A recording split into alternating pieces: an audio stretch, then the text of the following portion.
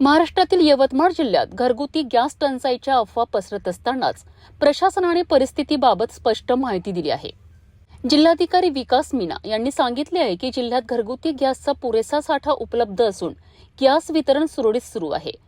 Gas पुरवठ्याबाबत नागरिकांमध्ये निर्माण झालेला संभ्रम दूर करण्याकरिता जिल्हाधिकाऱ्यांनी जिल्ह्यातील विविध गॅस एजन्सी प्रतिनिधींसोबत बैठक घेतली आहे। या बैठकीत गॅसचा साठा, वितरण व्यवस्था तसेच नागरिकांना भेडसावणाऱ्या अडचणींचा सविस्तर आढावा घेण्यात आलाय। गॅस सिलेंडरचा काळा बाजार होऊ नये याकरिता जिल्हा प्रशासनाने विशेष पथके नियुक्त केली आहेत। जर कुठेही गॅस सिलेंडरच्या विक्रीत अनियमितता आढळून आली तर संबंधितांवर कठोर कारवाई करण्यात येणार असल्याचा इशाराही प्रशासनाने दिला आहे। जिल्ह्यात गॅसचा पुरेसा साठा असल्यामुळे नागरिकांनी घाबरून जाऊन गॅस सिलेंडरचा साठा करून ठेवू नये तसेच अफवांवर विश्वास ठेवू नये असेही आवाहन जिल्हाधिकारी विकास मीना यांनी केले आहे। सर्वांना जिल्हाधिकारी म्हणून माझं आवाहन राहणार आहे की आता आमच्या जिल्हा प्रशासन स्तरावर आढावा घेण्यात आला सर्व गॅस एजन्सी संदर्भात।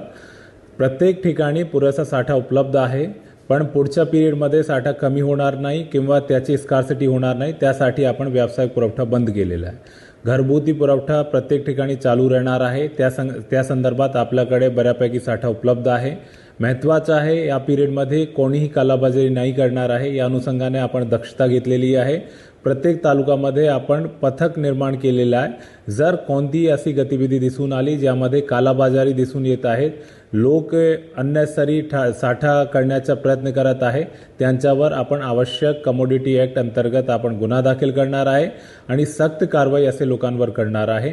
माझ्या सगळ्यांना सूचना आणि आव्हान पण आहे की कोणालाही काळजी करण्याची गरज नाही। आपल्या जिल्ह्यामध्ये पुरेसा साठा उपलब्ध आहे आणि त्याच्या नियोजित रीतीने आपण वितरण चालू ठेवू। धन्यवाद।